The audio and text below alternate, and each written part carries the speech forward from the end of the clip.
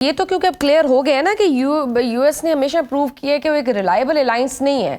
Obviously उसकी priority में Israel ही होगा, जहां उसने चूज करना होगा। और हमने देखा है कि अमरीकी हमायत और इत्तेहादी होने के बावजूद कतर जैसे मुल्क पर हमला हुआ। क्या हम ये कह सकते हैं कि अरब ममालिक जो पहले अमरीका पर भरोसा रखते थे, अब they build a new strategic security alliance beyond American umbrella? ये हो सकता है? अब क्या हमें नया एक अलायंस बनाने की जरूरत है? शजिया, जो आप कह रही हैं वो लॉजिकल है, वो कन्विंसिंग है, वो विशफुल है और वो रिक्वायरमेंट है। यहां तक तो मैं कह सकता हूं कि बिल्कुल सही बात है, लेकिन डुएबल है वहां आके मैं थोड़ा सा रुक जाता हूं। और वो इसलिए रुक जाता हूं कि प्रैक्टिकल होना भी एक कॉन्सेप्ट का, जब तक एक कॉन्सेप्ट प्रैक्टिकल नहीं है तो उसकी इम्प्लीमेंटेशन का या थ्योरी में या कॉन्सेप्ट वाइज का कोई फायदा नहीं है।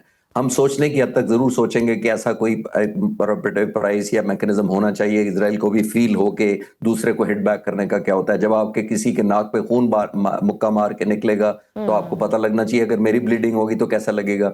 तो उस पॉइंट ऑफ व्यू से विशफुल जरूर है, लेकिन बदकिस्मती से हमारे अरब दोस्तों के इतने ज्यादा स्टेक्स हैं, खास तौर पर अमेरिका के साथ और वेस्ट के साथ, कि उस शैडो के नीचे से या उस इन्फ्लुएंस के नीचे से निकलना मुझे इतना मुमकिन या आसान नहीं लगता। वहां आकर असल इम्तिहान शुरू होता है कि एक्शनेबल क्या करेंगे आप, जब आप रिटेलिएट करेंगे, डिटरेंस क्रिएट करेंगे।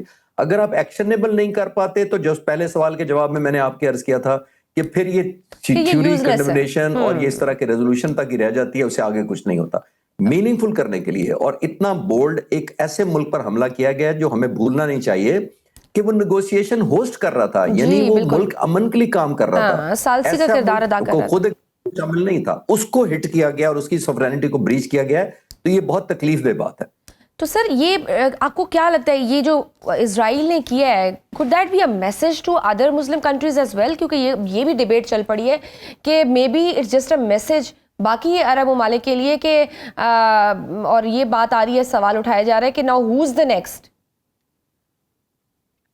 लेट इट बी क्लियर कि हर मुल्क का अपना अपना रिस्पॉन्ड बैक होगा। टर्की की काबिलियत में पढ़ता रहता हूं, क्योंकि पाक फिजाइया के साथ खास तौर पर टर्की, इजिप्ट और सऊदीया की बात आ रही है कि अगला में भी टारगेट ये तीन ममालिक हो।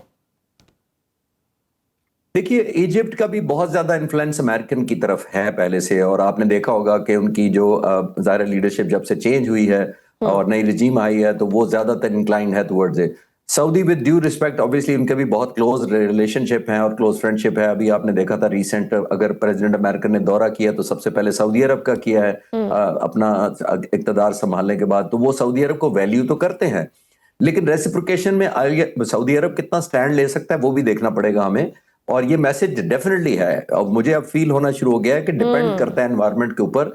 बदकिस्मती से अरब मुल्कों के पास अब चॉइस ये नहीं है कि उनका पॉसिबिलिटी है कि नहीं। पॉसिबिलिटी तो किसी मुल्क की भी हो सकती है, it's a matter of time कि जब इख्तिलाफात इजराइल के साथ तक बढ़े, को जिस तरह से वो अटैक कर रहे हैं, तो वो कोई भी हो सकता है। सर, अगर हम मुतबादिल सिक्योरिटी देने वाले अहम ममालिक की बात करें तो जैसे चाइना, रशिया, टर्की और पाकिस्तान, इसमें अहम ममालिक नजर आते हैं। क्या मशरिक़ी वुस्ता अब ऑल्टरनेटिव सिक्योरिटी गारंटीज लेने पर सोच सकता है? और अगर पाकिस्तान के पास ये अपॉर्चुनिटी आती है तो क्या हमें इसकी हामी भरनी चाहिए?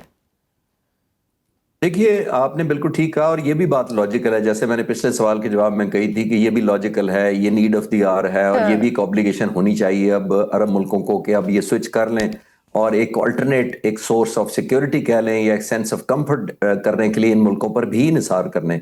क्योंकि बहुत साल पहले, जब 3-4 दहाइयां पहले जब ये सोवियत यूनियन था और ये दो सुपर पावर बैलेंसिंग होती थी, अगर आप एक कैंप में नहीं है तो अब दूसरा कैंप आपको प्रोटेक्ट करता था। अब अमेरिका का ये सिचुएशन है कि either you are with us और यू आर अगेंस्ट अस, ये चल गया। अब उसकी वजह से लोग चांस नहीं लेते। अगर आपका सवाल पर्टिकुलरली पाकिस्तान में है तो पाकिस्तान के और खासतौर पर पाक फिजाई का बता सकता हूँ कि बहुत सारे ममालिक अब हमसे ट्रेनिंग करना चाहते हैं, हमारे से सीखना चाहते हैं, कोलैबोरेशन चाहते हैं, बिकॉज हमारी परफॉर्मेंस अल्हम्दुलिल्लाह बड़ी अच्छी रही है। लेकिन पाकिस्तान स्टैंड अलोन किसी मुल्क की जिम्मेदारी तो नहीं ले सकता, लेकिन हम एज अ दोस्त बहुत से पिछले 50 सालों में हम ट्रेनिंग देते आए हैं मिडिल ईस्ट के दोस्तों को। वो शायद पॉसिबिलिटी है कि पीएफ कंसिडर करे, लेकिन ऑफिशियली तो मेरे पास डाटा नहीं है। लेकिन ये डेफिनेटली मैं कह सकता हूं कि पाक फिजाइया का हमेशा से एज रहा है, और बहुत सारे मुल्क खास तौर पर ये मई के बाद लुकअप कर रहे हैं हमारे दोस्त के हम उनको ट्रेन करें। अगर पाकिस्तान को किया गया तो पॉसिबिलिटी अगर वो बनती है तो दैट कुड बी वन, लेकिन पाकिस्तान ये नहीं, इस पोजीशन में मैं नहीं देखता बिकॉज ऑफ इकोनॉमिक और लिमिटेड हमारी मिलिट्री कैपेसिटी के सही। कि हम अमेरिका के मुकाबले में एक अल्टरनेट अम्ब्रेला हम बनाने की पोजीशन में होंगे, ऐसा मैं नहीं देख रहा। अच्छा, अगर हम पाकिस्तान और चीन की बात करें तो सदर आसिफ अली जरदारी के चीन के दौरे के दौरान J-10 और JF-17 और J-20 फाइटर्स पर ब्रीफिंग दी गई। क्या पाकिस्तान मजीद जदीद हथियारों की खरीदारी करने जा रहा है? शजिया देखिए, जब से ये मई 2025 का वाकया हुआ है, जाहिर है जो टेंशन थी वो बहुत ज़्यादा माउंट हुई थी, और जाहिर है हमने देखा कि जो मोस्ट मॉडर्न हमारे J-10C जहाज थे उन्होंने कमाल महारत की परफॉर्मेंस भी दी और पायलट्स ने रिजॉल्व भी दिया, और पूरी इंजीनियरिंग और एयर डिफेंस और सारे वेपन्स में मिलकर यकजान होकर under the leadership of air chief marshal Zaheer Ahmed Babar Sidhu outstandingly perform किया और कौम को खुशगवार एक हैरत दी और कुछ एक प्राइड दिया। लेकिन जैसे ये हम सब समझते हैं कि एयरफोर्स क्योंकि बहुत ज़्यादा टेक्नोलॉजी इंटेंस आर्म होता है और ये ऑलमोस्ट बहुत जल्दी टेक्नोलॉजी ऑब्सलीट होती रहती है, तो हमें अपग्रेड करते रहना चाहिए।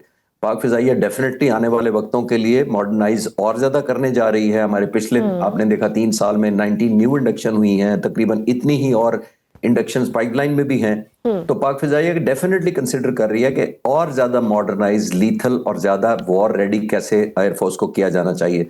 पर्टिकुलरली अभी जो आपने जहाज नाम लिए हैं J-20 और दूसरे, वो तो नहीं, बट इंशाल्लाह ताला शायद J-10C हम इंशाल्लाह और खरीदने जा रही है पाक फिजाइया, ताकि और फ्लीट का इजाफा किया जा सके और अपनी लिथैलिटी और पंच को बढ़ाया जा सके।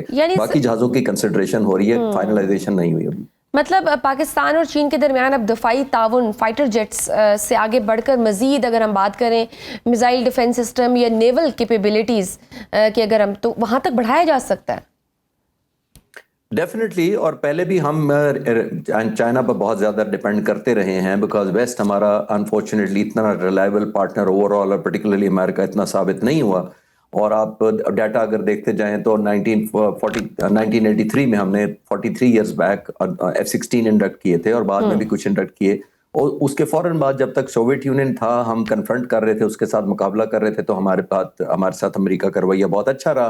पर प्लेसरेंट अमेंडमेंट को बहाना बनाकर अब 1989-90 में हमारे उन्हीं F-16 जो हम ऑलरेडी ऑपरेट कर रहे थे, जो पेमेंट कर चुके थे नए जहाजों की, वो पेमेंट रोक ली गई थी। $658 मिलियन हमारे रोक लिए गए थे और कहा गया था कि इसके बदले में गंदुम ले लो। यही एक वजह थी जिसकी वजह से आज हमारे पास 200 के करीब JF-17 थंडर उड़ रहे हैं, बिकॉज हमारे पास चॉइस नहीं थी।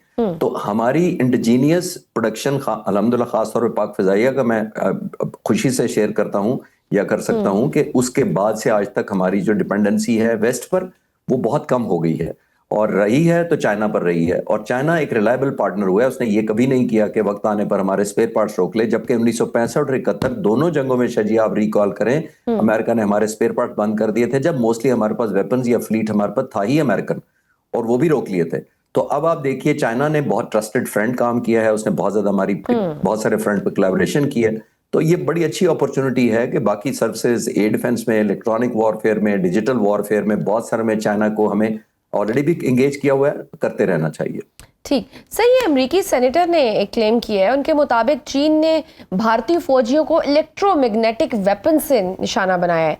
How do you assess this shocking claim कि क्या वाकई भारत ऐसी टेक्नोलॉजिकल वल्नरेबिलिटी का शिकार हो सकता है? ये बात दुनिया किस तरह देखेगी और इसके बाद भारतीय फौज की वक़्त दुनिया की नज़र में क्या रह जाएगी?